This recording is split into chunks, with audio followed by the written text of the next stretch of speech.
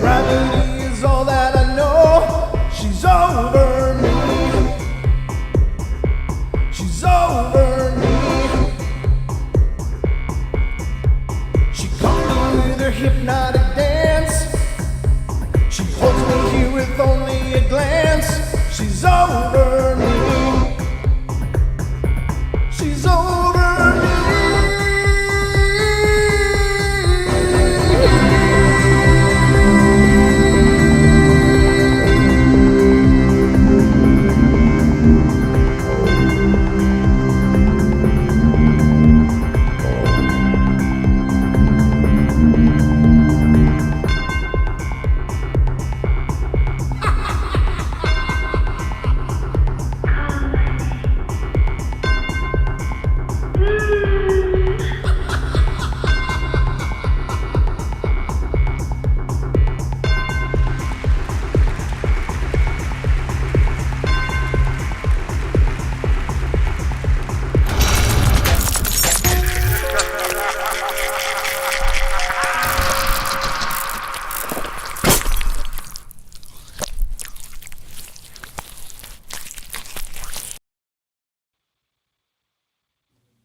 How about that?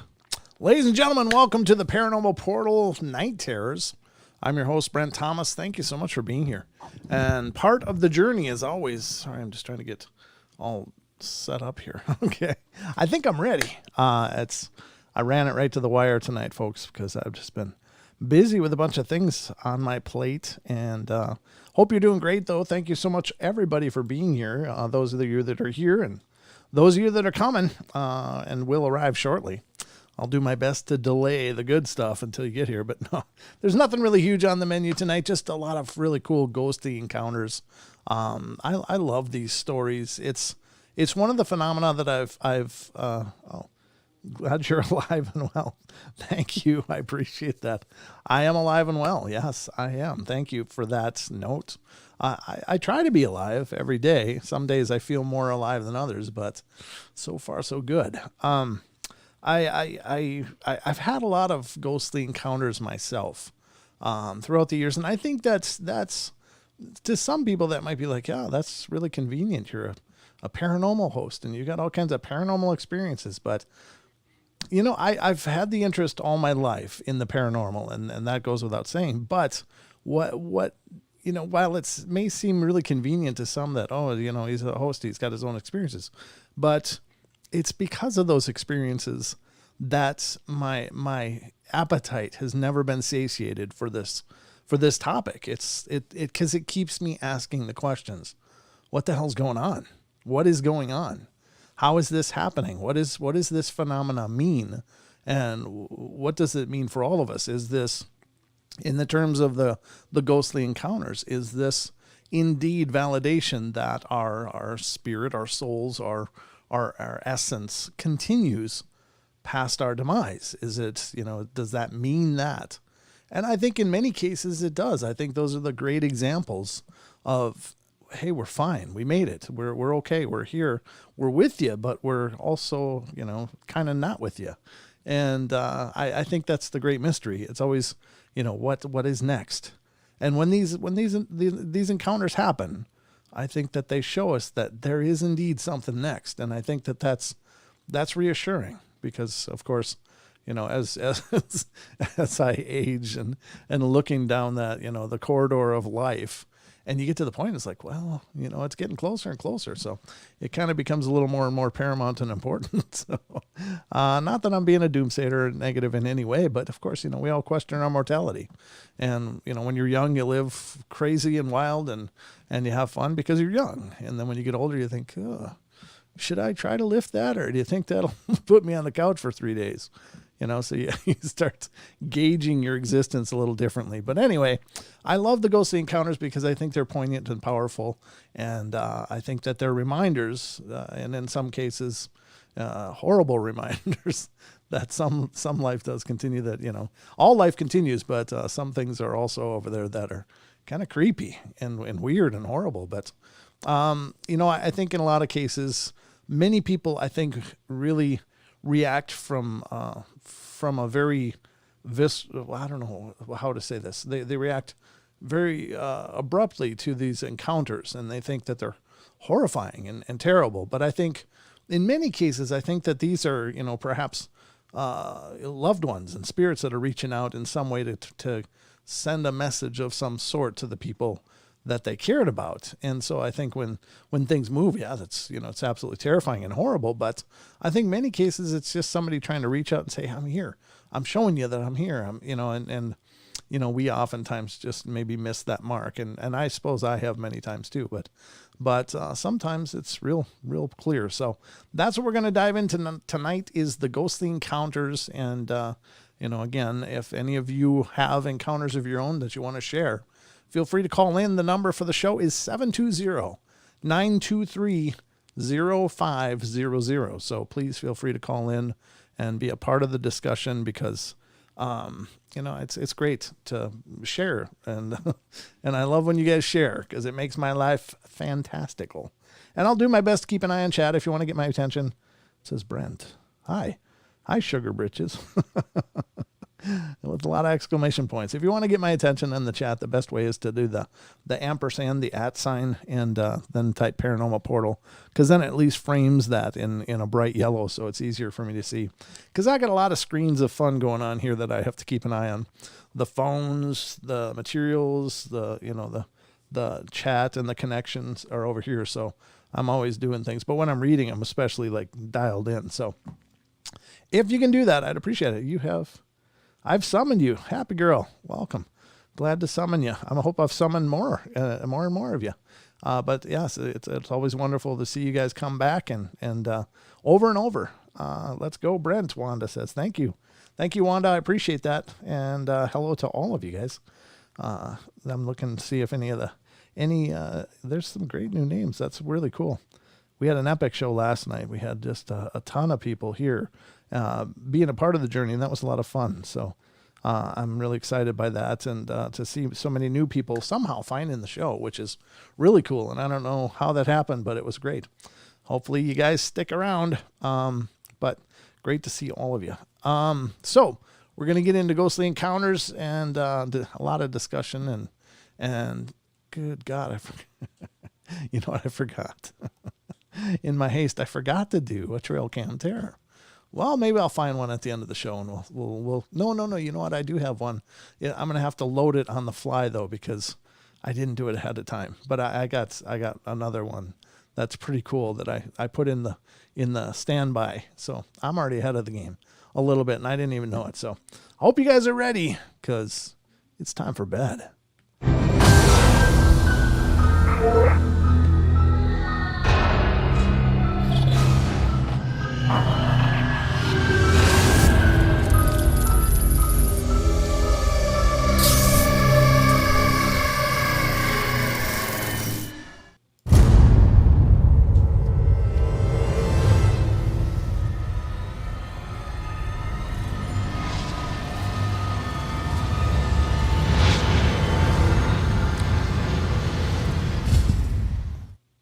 Boom. And both of those transitions, folks, were made for the show, if you believe that. That was really nice. The first one, which we've been using for quite a while now, for years, as a matter of fact, that talks about the different phenomena as you're about to enter the paranormal portal, was made by Mr. Chris Geo, Mr. TFR, and Beyond the Veil himself. And really is awesome. And he designed all the sounds and stuff that went into it. It was really crazy.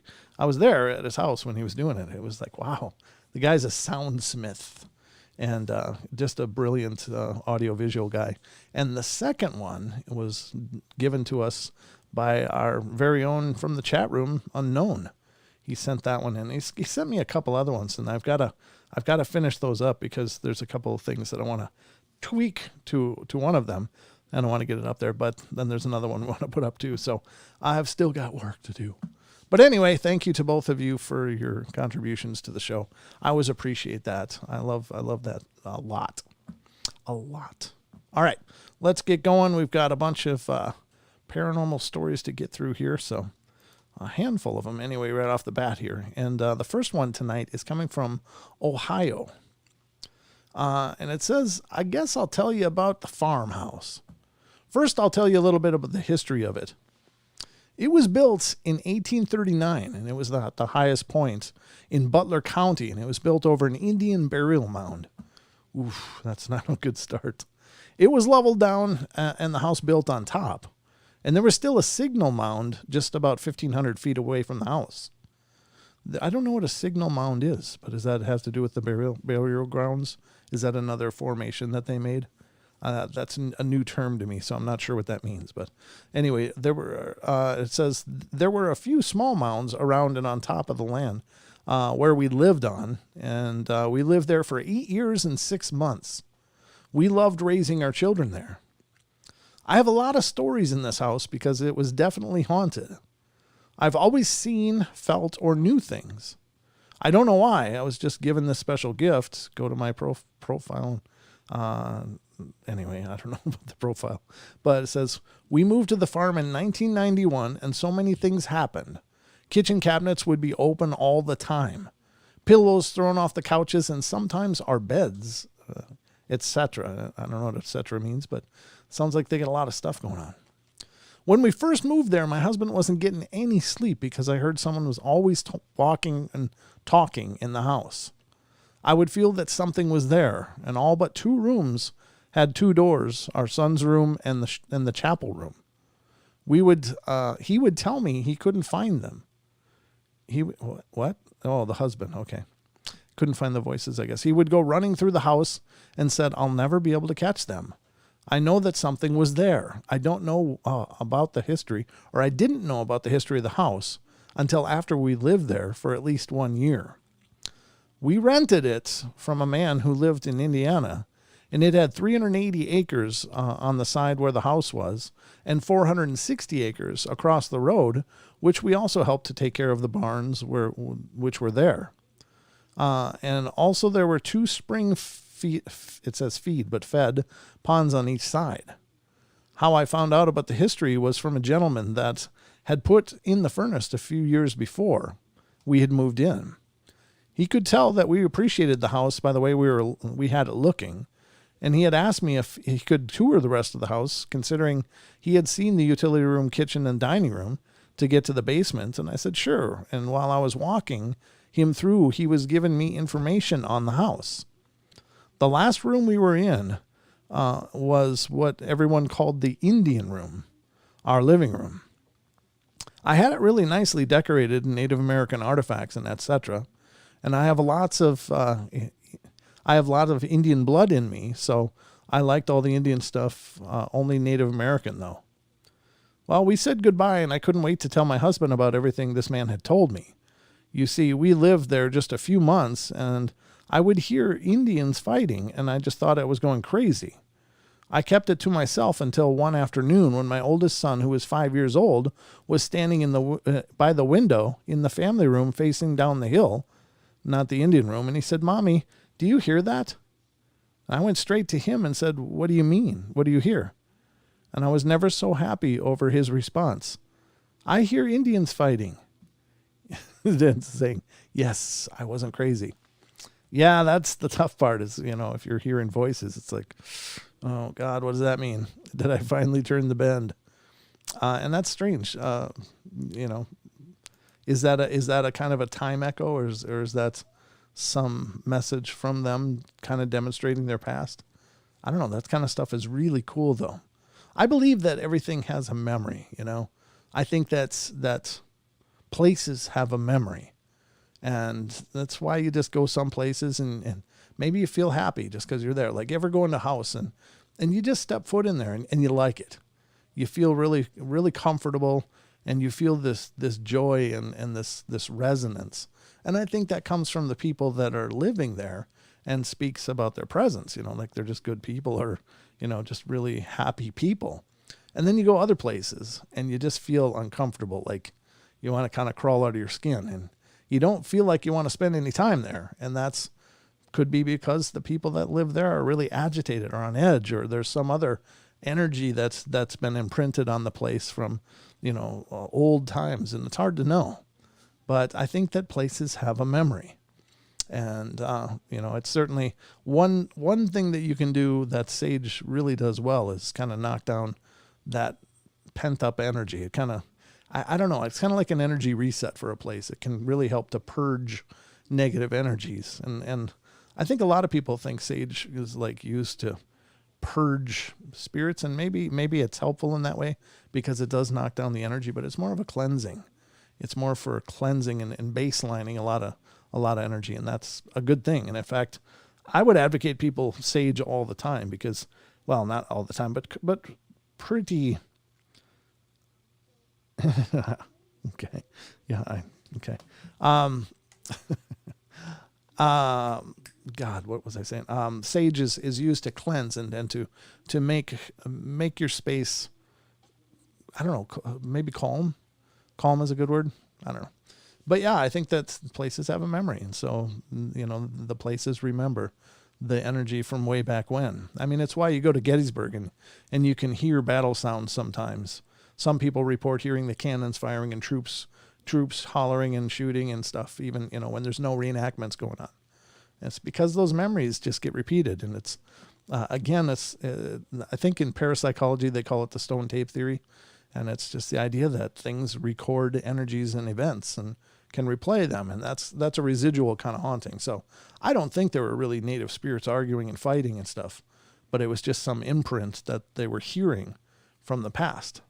So, all right. I appreciate that, Mom. Thanks. I saw that message. All right. So the next is the ankle grabber. This is a different one. That's from New York.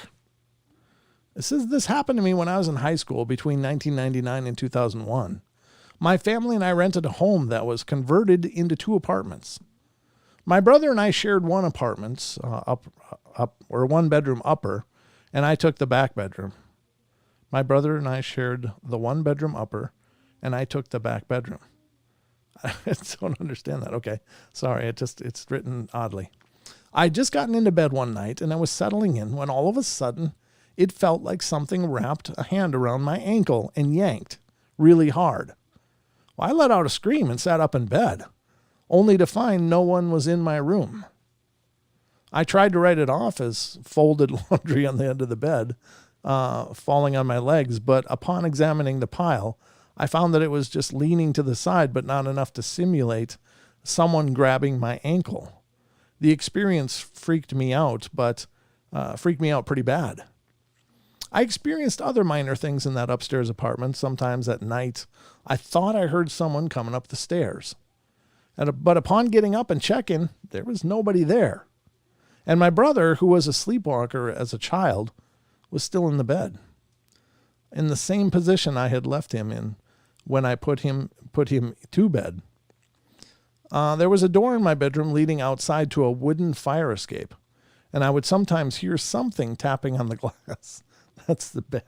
I just think of Salem's Lot. Have you guys seen that movie, Salem's?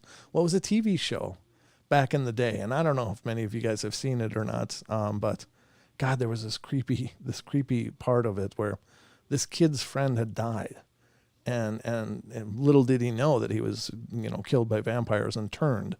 And so he's in his bedroom just kind of moping around and mourning this. And suddenly the kid is outside the window floating, kind of tapping on the glass trying to get in. And it was the most creepy thing because the kid, his friend, was all pale white with the glowing eyes and stuff. It was just like, oh. And I saw that when I was way too young probably to see that. And I really wish I hadn't because it haunted my dreams for a long time. That was terrible. Did you guys see that? If my goose says, if my laundry grabbed my ankle, I'd freak out. Yeah, if laundry's grabbing ankles, you might want to get some new laundry. It might be time, and maybe it's time to wash it. If it's grabbing your ankle, it's probably time to throw it in the machine. Just saying.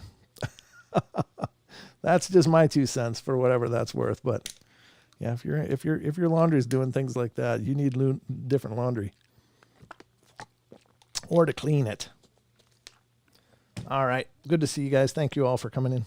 All right, here we go. That was the end of that one. So anyway, I don't know, not a huge story, but interesting all the same. I mean, getting grabbed, I think is a huge thing. Like that's not a small occurrence. And here's the thing. A lot of people like to say, don't worry about ghosts. They can't hurt you. And I'm here to tell you, I don't believe that for a minute. I think that they can do whatever they want. It's something I repeat all the time, but I think they can do lots of things. They can, like I know somebody who's told me stories of when they were a child, just a small child, and how they were just brutalized by a spirit as a small child, just being absolutely terrorized, grabbed by the throat, choked, thrown, and it's no small thing. And this is a person who had a career in law enforcement and stuff, and he swears this is true, even to this day. We talked about it maybe a year ago, and we kind of went over the old stories and stuff, and he retold it to me, just like he had, when I first heard it when we were younger. And it was hard to believe back then, but, the fact that he's still carrying that same story. So I think ghosts can do things like that, but it's like people. People don't run around choking each other. People don't run around throwing stuff at each other most of the time. There are some people that have no problem doing that stuff, and that's tragic. But, for the most part, people just want to be left alone. People just want to be left to do their own thing and to be peaceful and happy. And I think the same is true for spirits. Like if they're here, if they're earthbound, and I've said this before, so forgive me if you've been with the show for a while, but we always get new listeners, and I like to repeat these things because I think they're important. But if they're here, they're working through something probably, or they're here for a purpose, waiting for somebody perhaps before they cross over or whatever. And the last thing they need to be is harassed and hassled. So best just to leave them in peace.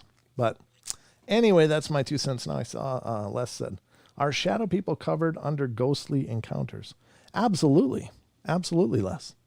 So if you've got a ghostly encounter of shadow people, that fits. Absolutely. Now, the shadow people is a specific phenomena, but it's a spiritual phenomena because they exist spiritually to us, at least, They might be a different being completely than what we consider ghosts. They might be something else entirely, much like an angel and a demon are different. And not that shadow people are always negative, but they oftentimes get really bad press. So, if you've got a shadow person encounter, I'd love to hear it. So please feel free to call in. All right. And Brent, hard to accept that relatives would do that. Well, maybe not. As far as pulling your leg or something. Well, no, the choking thing I don't think was a relative, but it was, I don't think that it's necessarily always relatives that are doing that to their own kin. Although there are some people that are absolutely abusive to their own family. And so if they passed, they would be still abusive to their own family. But I think that, okay, thanks, Les. Look forward to your call.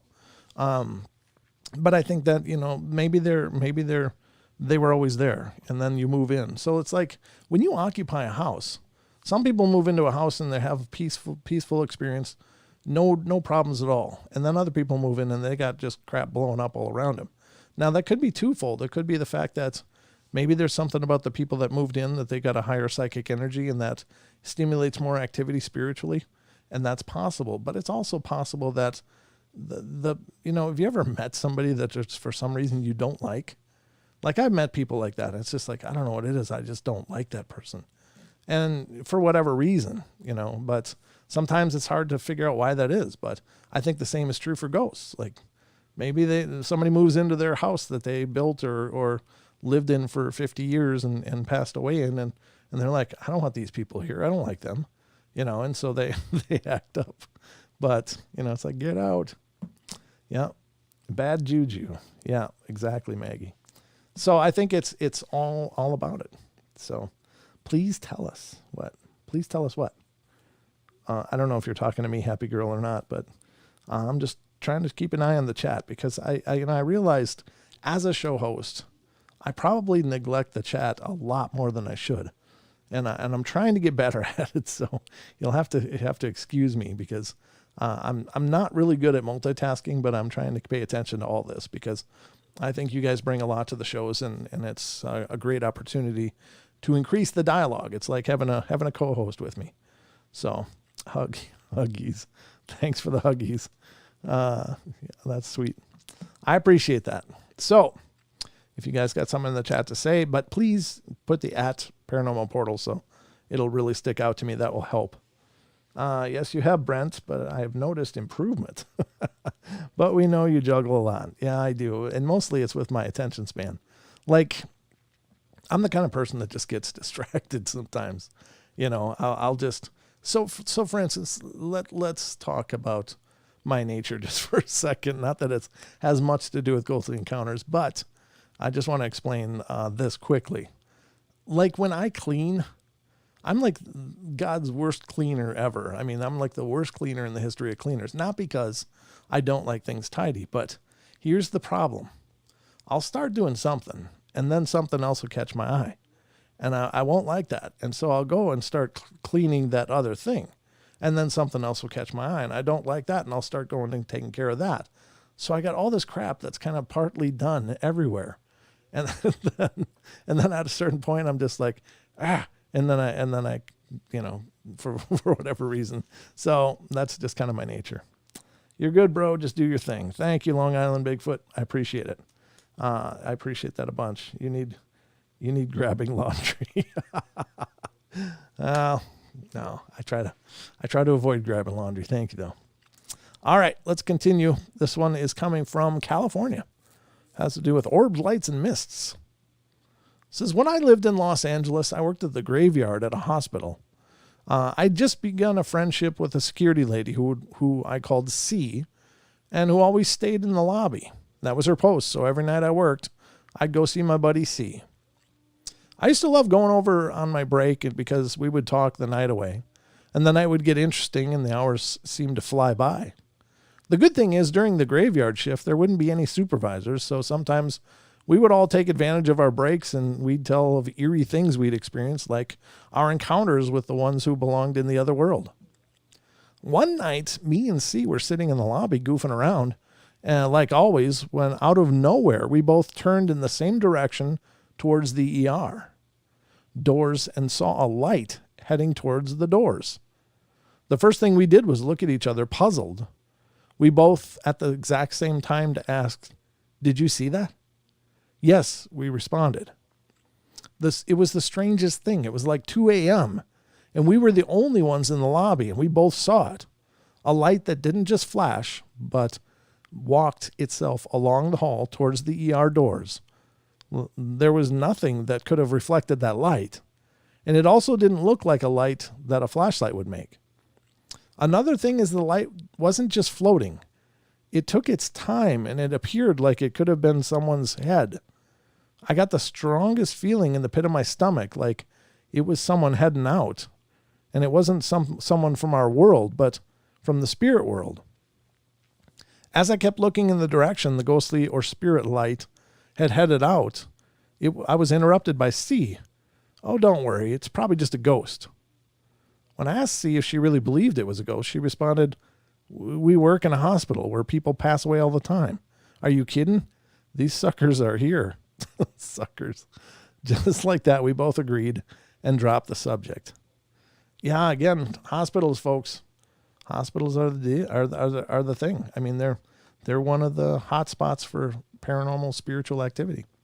And again, just like this security guard said, I mean, people pass away. Well, and tragically, unfortunately, in some cases, like it's not just always elderly people like at a nursing home or something. It's people in the prime of their life, just maybe in a car accident, didn't make it, or, something went sideways in a surgery and that should have been routine. And so you can understand how they'd feel like, wait, the whole unfinished business thing. Well, yeah, if you're, 20 or 16 and suddenly your life is over, you're going to feel like something got taken from you and possibly have to sort through quite a bit. So maybe you're not ready to move on. And that's a tough place to be. And of course, a heartbreaker. So then there's the pain and the sadness and the fear and the confusion and all of that from, not only the people having the problems, but for the people that care about them, that are there shedding these strong emotions. So they are like psychic, I don't know, bonfires, so to speak. I mean, there's just so much potent energy at those places. So yeah, I think it stands to reason. There's got to be a bunch of old ghosts hanging out there. But anyway, all right, I didn't miss anything in the chat. Good. All right, here's another one. This one is coming. I don't think I missed anything. I wish I could make this bigger. Like, how could I blow it up? I wish I could blow it up so it was bigger, bigger font. But it doesn't work that way. It doesn't look like. All right. Well, I can make it longer at least. There we go. That makes it a little bigger. Okay, no calls, no chat stuff. Good. Shadow people, underarm deodorant. Oh, okay. Magoo. Gotcha. Paranormal Portal. Do you suppose that those who linger can't forgive things in their past? Yeah, I'm sure that's definitely be something that would hold them here. Like, I mean, even in the instance of somebody whose life was taken from them, you know, and you can't blame them. It's like somebody took liberties with their life and ended it. It's like, of course, yeah, it would take a long time probably to work towards forgiveness. And, you know, I just hope that there's some equivalent to, like, you know, a divine presence that helps people in that situation, because that's got to be a fresh kind of hell to be ripped out of your life and just left in that state of just fury.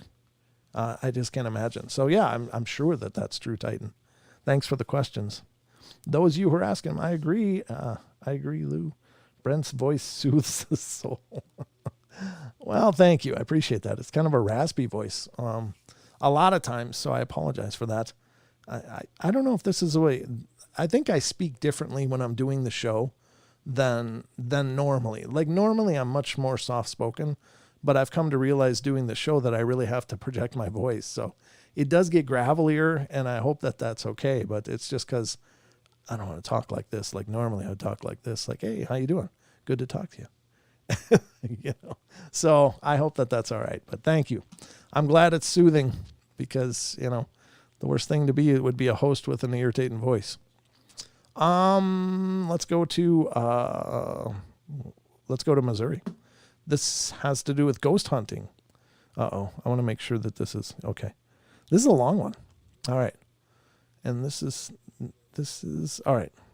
Ghost hunting. All right. While trying to locate the site of an old township in the area that was founded back in the 1800s, we came upon the road called Sycamore Church Road, which really takes you out in the middle of nowhere, it seems. There's even an old tiny one-room church located on the road that has a total of 10 pews at the most. 3 rows on each side, a short pew in the front of the rows on each side, and then a pew on each side at the front of the room, at the front of the room. Okay. The church is a bit spooky at nights, but so far we haven't experienced anything there. A couple of times we've investigated. A little bit further down the road, there's an old railroad bridge that you travel under, and you continue on that narrow paved road. And for the first time, we went down this road and got to that bridge. I was driving, and I remember stopping the car like maybe 15 feet from the bridge and sitting there looking at it and thinking, what the hell is looking at me? The sensation of being watched just from around the other side of the bridge was absolutely overwhelming. And I refused to go past that point. And since then, I've been past that point on several occasions, and the road in itself is creepy. But to make this part of the long story short, I've heard and seen stuff on this road, along with sensing even more stuff. Mine and Brian's, my boyfriend's original research team, took a drive out on Sycamore Church Road, past the railroad bridge, one night last fall. There's a gravel roundabout by a hiking trail further on down that road, and we pulled in to sit for a while and just observe. One of the team members swore they saw a figure standing against one of the hiking signs ahead of the car, but I happened to be looking elsewhere at that point, and since then I have seen several shadow figures during different visits. However, the sensations of being watched were rather overwhelming, and after a while we decided it was best that we left the area and headed home. The moment we pulled out of the roundabout and started driving, I started to get an awful feeling that we were being followed. It can almost be described as a heavy feeling against the back of you, I suppose. But unless you've experienced something as such, the feeling is really hard to describe.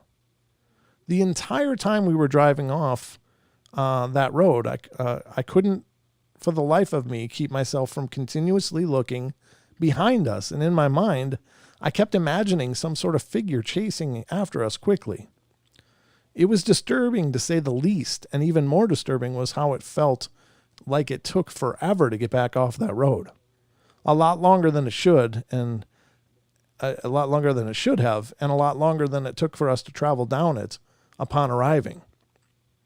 Fast forward ahead, and while we all made it back to the apartments, now a little tad bit of important information. Our neighbors, who were team members at the time, were babysitting their friend's kitten.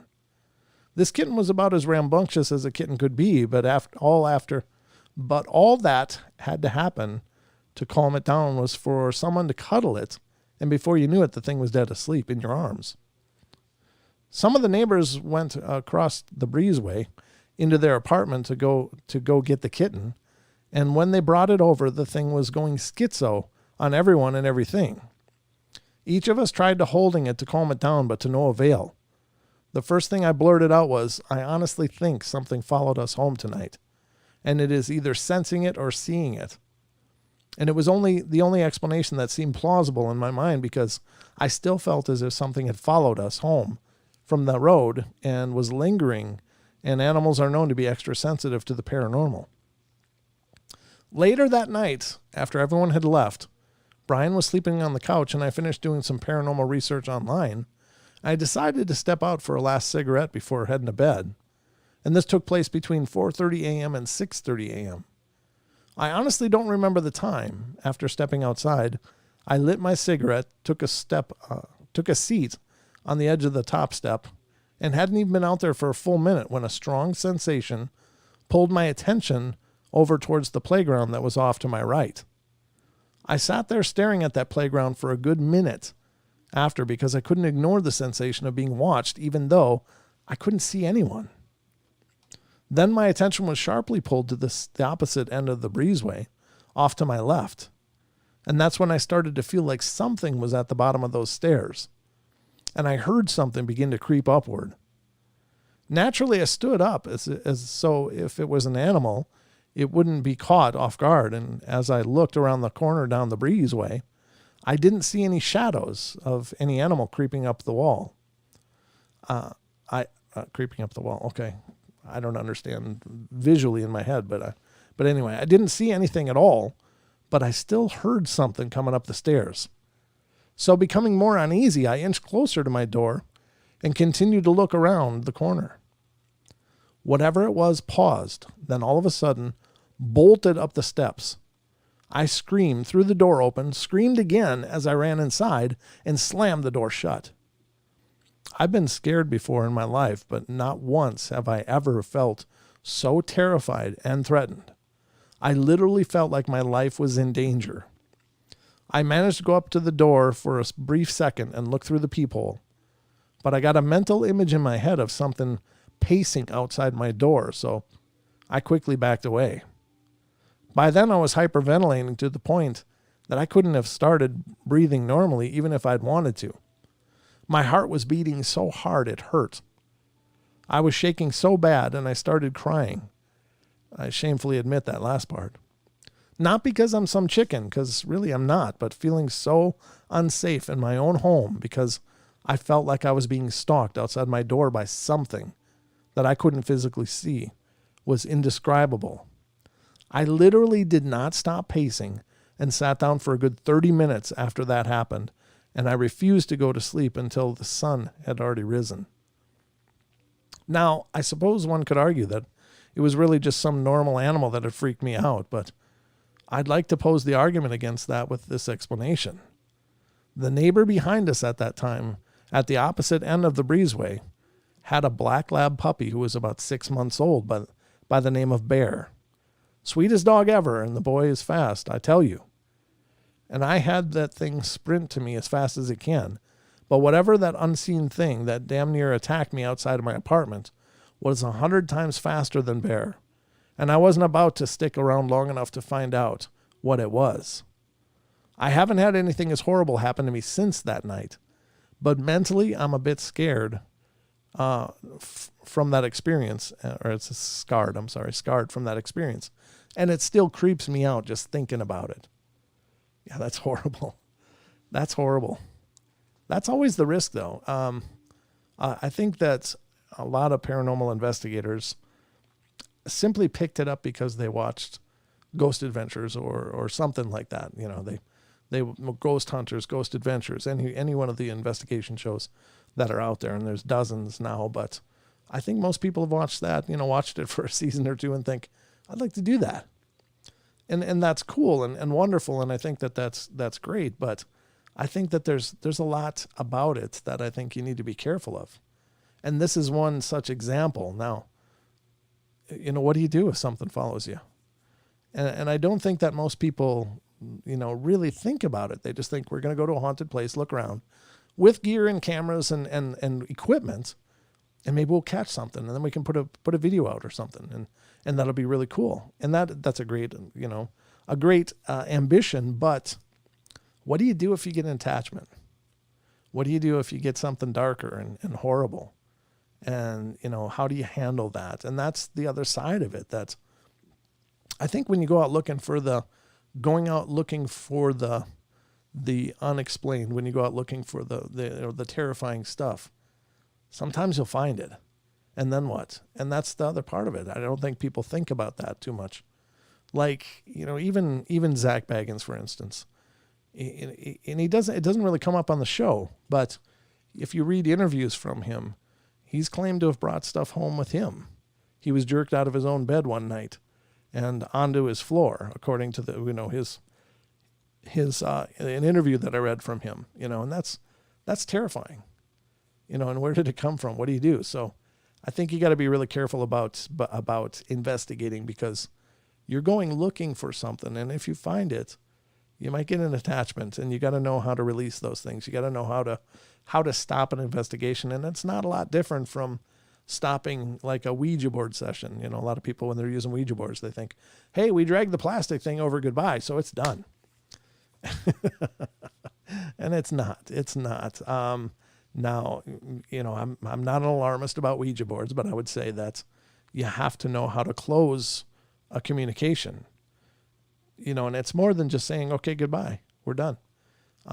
That's something, and that may be okay in some cases, but it can also not be okay at all. And you have to know how to shut down, because it's essentially creating a channel, in the Ouija board session. You're letting something come through you, use your energy to communicate on a board. That's, kind of a sideline. But anyway, so I think a lot of people don't know to be careful, or what it means to close an investigation. Close it with prayer, close it with firm statements. You're not allowed to follow me. You are not allowed to come with me. You are to remain here. I am not, I am not your path. I'm not on your path. You're not coming with me. But we do have a call. So let's get to this call and find out what's going on here. This is area code 517. You're on the air. Hey, Brent. Les. Hey, Les. How you doing? Oh, not bad. How are you? I'm doing pretty good. Thanks, man. I appreciate you calling in. What's on your mind tonight? Shadow people. Okay, let's hear it. Well, a while back, I don't remember if I told you guys or not, but my wife fell asleep in my chair next to the front door. Mm-hmm. And I had a dream that 3 shadowy figures came from the neighbor's house across the front lawn and were beating on the front door. And she woke up to the front door being pounded on. Jeez. She turned the outside light on, opened the door, but there was nothing there. Wow. And, I mean, at least she sees more than I do because she's home most of the time. But she'll see shadow figures in the house just quick out of the corner of her eye. Mm-hmm. Or she'll hear stuff in the house, like someone's moving around. No, the other night we went to lay down and go to bed, and we kept hearing stuff move around, but I could never figure out what it was. In the house? Yeah, Wow. So it sounds like it actually and could have been at the front door and somehow is now maybe inside the house. I mean, maybe, Okay. but I don't sense anything, but I know she says that she'll sense, she'll feel like she's being watched. Uh-oh. Okay. So I told her to order some white sage, and I'll do a cleansing ceremony in the house. Yeah.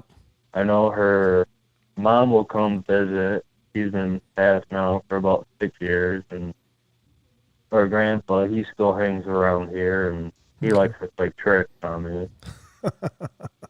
Okay. Yeah, that's So no, that's that's good fun, advice. but That's good advice because I think that again, sage is a great way to knock down energy and to kind of reset things. So I think that's good, a good start. Does she feel like it's real negative? Does she think it's like something dark, or does she have an opinion of it? oh, she said she doesn't feel like it's dark, but Okay. she doesn't like it, Well, but she doesn't know it. right. No, that's true. And here's the thing: we had a really great guy. His name is Jeffrey Seelman on the show a few times, and he does exorcisms and cleansings and such like that. And he's a great guy. But he said, here's the thing, and it's a great point. Now it's up to the individual, but he says, would you have somebody that you really don't know just come in your house and just be around watching you do everything that you do? And of course the answer is no. You wouldn't want that. You wouldn't want some strange person just coming in your house.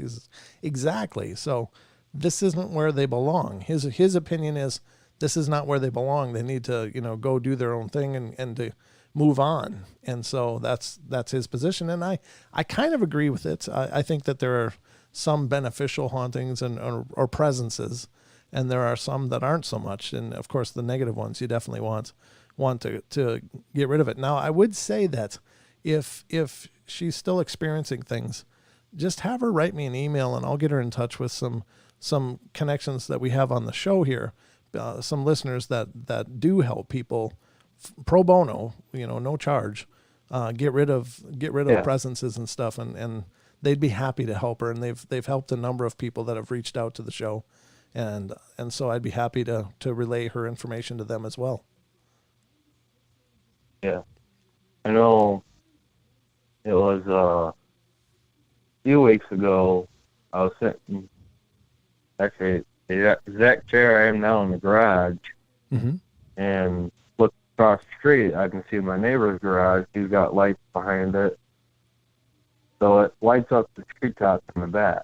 Okay. And I saw a shadowy figure on top of his garage. Wow. What did it look like? It was just silhouette of a man.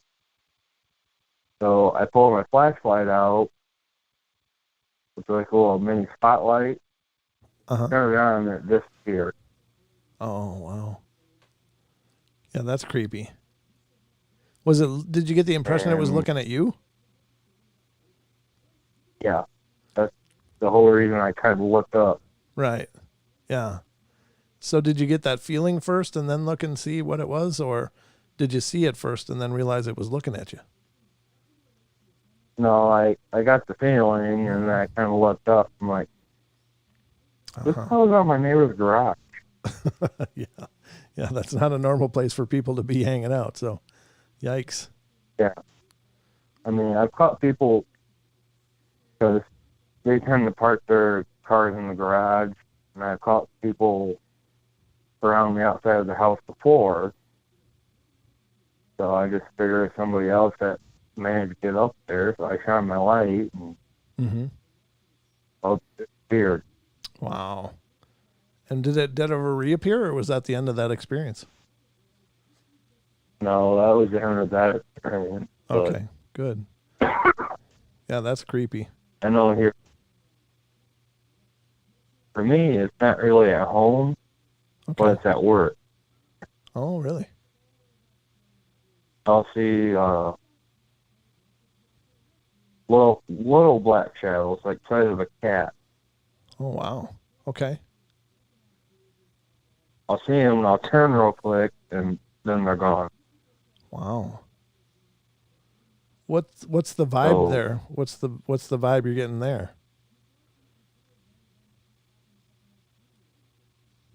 really, I haven't really been able to pick up on one. It's just kind of Okay. real quick. I see it when I turn and look. Right. But I mean, do you feel like it's a good environment there, or like is it cool, or do you feel fine at work, or do you feel like it's creepy at work? What is your sensation? I haven't felt trippy at work in a while since I did that whole offering Okay. to the spirits. Right. That's right. I remember that now. Okay. Yeah, which is brilliant, by the way. I think that's a great way to make peaceful peaceful experiences happen. It's just by acknowledging and honoring their presence and then just giving them space or whatever. Yeah. Yeah. Now, Charlie, on the other hand, that lives in the A-house basement, he's a whole nother story. Oh. And go try to figure him out, but Yeah, that one's probably the other ones, they're better. fine. I'm sorry. Go ahead. I mean, the other ones that I offered to, I think most of them passed on. The other ones are just kind of hanging out. Okay. Cool. Well, that's fine. Like, so, Yeah, I think if they're peaceful, no worries. As long as they're not bugging you, that's a good place to be. hey, that's what I kind of feel like. You just kind of hang out over there and let me do my job, and we're cool. Yeah. Amen, brother. Amen. That's awesome, brother. I appreciate you calling in and sharing these. Yeah. All right. That's all I got. All right, brother. Thanks again, and thanks for being a part of the show. No problem, man. All right. Good night. Bye. Very cool. That's really cool. Shadow people are kind of a tough one because sometimes people regard them as just being benign presences or just peaceful, but other people are absolutely terrorized by them. And I think the hard part is you can't be sure that just because it appears like a shadow, it's a shadow person. I mean, it just might be just trying to not be noticed, so it kind of goes more of a shadowy hue because I think they can choose however they want to appear. But because you see a silhouette that looks like a human being, doesn't mean that it's necessarily a shadow person. I think that shadow people are their own thing, and I kind of get that belief because I think Amy Allen on the Dead Files really kind of knows her stuff, and that's something she's discussed. And apparently she was traumatized by those as a child as well. And she says basically you probably got to get away from them because there's no real way to get rid of them once they're in a space. But in Les's case, I think that's perfect because he figured out that he was going to acknowledge the presence and honor it with an offering of such, and now is fine. But that's you're always rolling the dice, I think, But anyway, so Titan, you said I answered your question. He was asking in the chat about I mistyped. Jeez, I meant sec. I didn't type sec though, because right next to C on the keyboard is X, and so that's what I get for multitasking, folks. All kinds of bad things can happen when I multitask, but I'm trying. But he was talking about, is there any way to protect yourself from attachments? And I think there is. I think that some people would say prayers is a good thing, like a prayer at the beginning of an investigation and then a prayer at the end to, acknowledge that it is over and to ask, the divine presence that you observe in your religion, that it cleanses any presences and does not allow them to attach to you or follow you, or whether you pray to angels, whether you pray to whatever, or, it's up to you. But that's certainly one thing. Other people believe in talismans, items that you wear that are powerful. Maybe it's a symbol, maybe it's a, thing like a religious icon of some kind, and I'm not advocating any one or the other. It's up to you. Other people do a cleansing ceremony at the end with like sage, much like smudging in Native American. You cleanse yourself, you purify yourself. And that would be a great thing to do at the end of an investigation, just to keep anything that might be hovering around you, to push it away, because, you're not allowing the attachment. Another thing is just to be, very firm. We're done. You're not allowed. You can't come. We don't want you to follow us. We wish you well, wish you peace and love, but you need to remain here. This is your place. And we hope you can transition or whatever you want to say. So hi to you, Emily. Good to see you. Thank you for coming in. Emily Pemily. That's cool. Is that a new name? Sounds like a new name, but she knows that we're weirdos. We're paranormal weirdos. Yes, we are. We are paranormal weirdos. But those are some great ways to do it. And there's no one size fits all with this stuff. I mean, it's what you believe in. Essentially, when you're dealing with anything spiritual, you have to use your spiritual protection. Your spiritual protection is going to be whatever resonates with you spiritually. So if you were Wiccan, you would utilize Wiccan practices and procedures. If you're Christian, you'd utilize Christian procedures and practices. If you are, Islam, you would use, the Islamic principles and traditions. Whatever you are, that's what you would use. So it's really not a one size fits all. It's just whatever resonates with you is what you should invoke when you're done. And when you're opening an investigation, I would think, sending the energy towards a real positive experience, and nobody's having, that you're guided and protected while you're going into places that may or may not have dark things lingering, then you should definitely seek a prayer or some kind of protection during that, because, that's can be horrible. Demonic possessions. I'm sorry, I'm saying I listened to the episodes back, and I'm like, I see a lot of and I apologize for that. I'm working on it. At least I'm cognizant of it, but it's hard to undo old habits. The thing with any investigation is you have to understand that you are putting yourself in a position to be confronted with this stuff. I mean, that's the bottom line, and I'm not like a pro at this. Please believe me.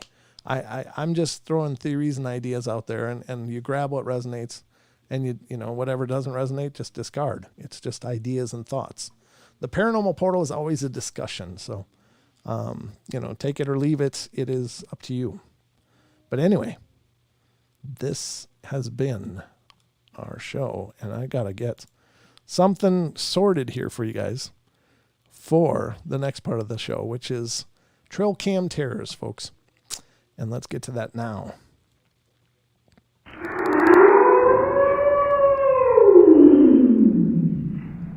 Ladies and gentlemen, welcome to the Trail Cam Terrors segment of our show, and this is where we feature camera captures of paranormal phenomena, and most often it's out in trail cams, and that's why it's called the Trail Cam Terrors.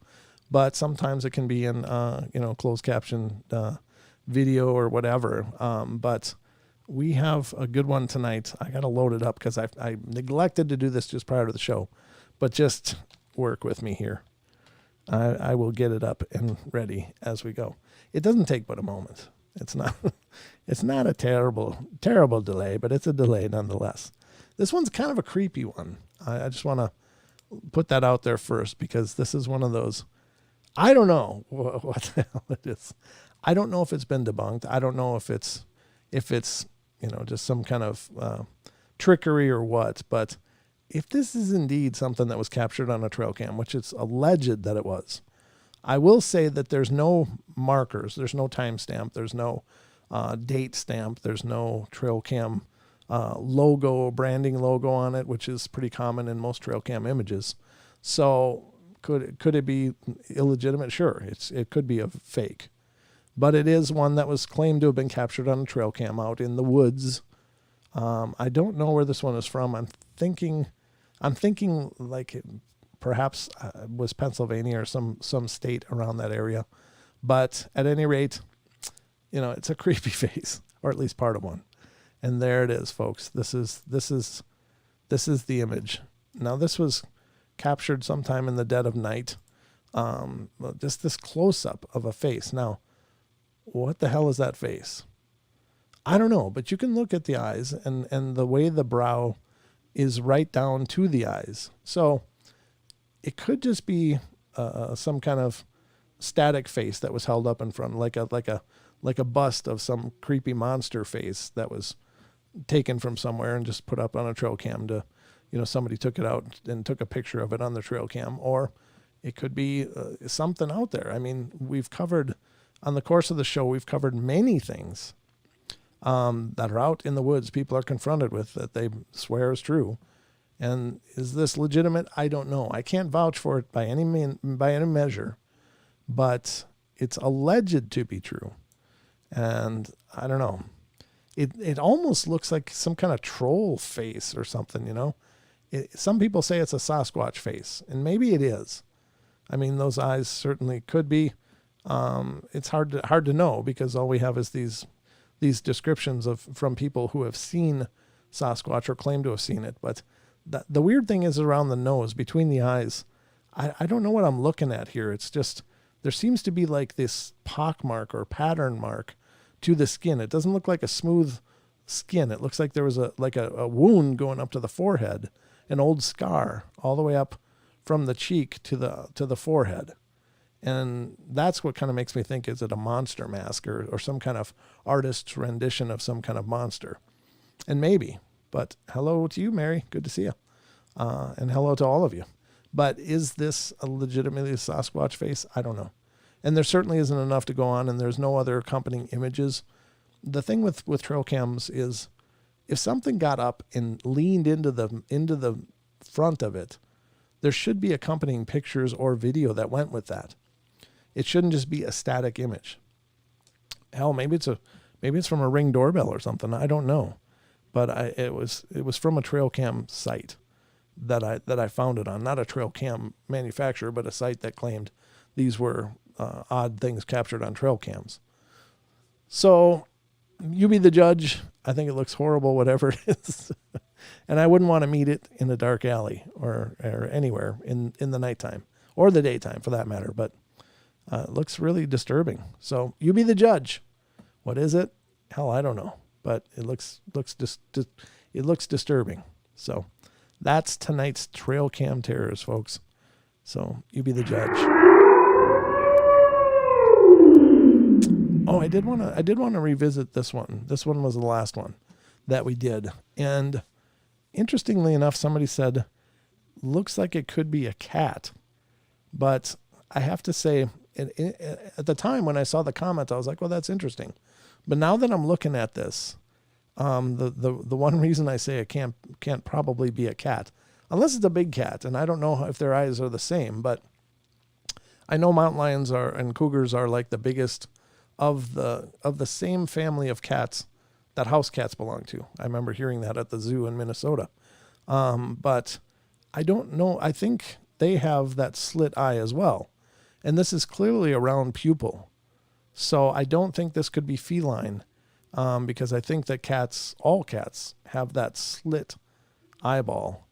Now I can tell you when Anubis puts on his little pouty face or whatever, it does kind of get really round, but it always goes back down and with that flash. So I don't know. I don't buy that this is it does look more primate to me, but this is the last one. And I thought I would address that since it was suggested in the comments on our YouTube. So, but again, you be the judge. So that's a couple discussion points tonight. But anyway, these are the trail cam terrors.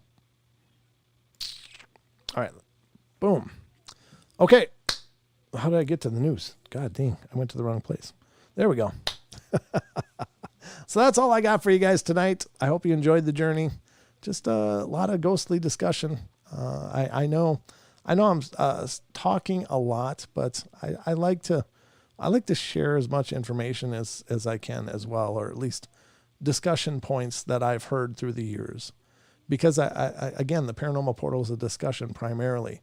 We talk about stories, we go over stories and stuff, but I also like to discuss the phenomena and get your guys' input if there is any. So if you have ideas or thoughts on anything that we've covered tonight, please feel free to comment on the videos and let me know. I'd love to hear what your thoughts are on any of this. Again, I don't have all the answers. I don't even know if I have any answers, but I have a lot of thoughts about this phenomena that we discuss on the show, and I love to hear your thoughts on it, guys. So keep commenting, keep subscribing if you're not already. I'd love to have you continue to be a part of the shows if you wouldn't mind, and ring the bell, the usual stuff. So, but that's about all I got for you tonight. I hope you guys are doing wonderful. Thank you all for being here. Thank you all in the chat. You guys are amazing. I appreciate your continued love and support. Thank you, Les, for this call tonight. That was wonderful. It's great to hear from you guys as well. So that's it. That's the end of our journey tonight. Now, you have a great rest of your night, ladies and gentlemen. And Don and I will be back tomorrow night to have another great discussion on the Paranormal Portal 2-hour show tomorrow night. So I hope you guys are ready because we'll be getting into it. So good night, everybody. Wanda, how you doing? Good to see you. That's a new name to me, Wanda Urker. Welcome to the show. If you're brand new, I don't know if you are or not. So here's the thing. I should say this. I don't get a chance to look at the chat much at all during the shows usually. But tonight I'm making a concerted effort because I'm trying to engage you guys a whole bunch more. But so if I see a name that's new to me, if you're not new, I don't mean to, sound like, oh, I didn't care to know. But it's just that it's a new name to me. So thank you to all of you guys and any new people that are here. It's great that you're here, and love to see you come back. So that's all I got. I'm all out of stuff to say. So you guys have a wonderful night. I love you all. Be good, be kind, be nice. Take care of each other. Help each other out. Find the magic in every day. And remember to smile as much as you can and laugh. And I'll see you tomorrow night with Don. So until then.